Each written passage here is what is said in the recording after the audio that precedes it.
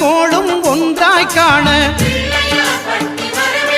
அங்கு கற்பகம் என்னும் கடவுளின் மெய்யில்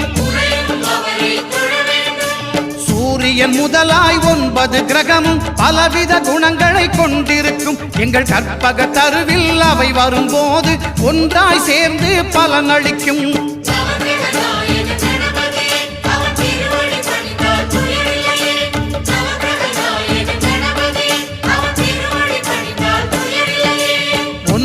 கோளும் ஒன்றாய் காண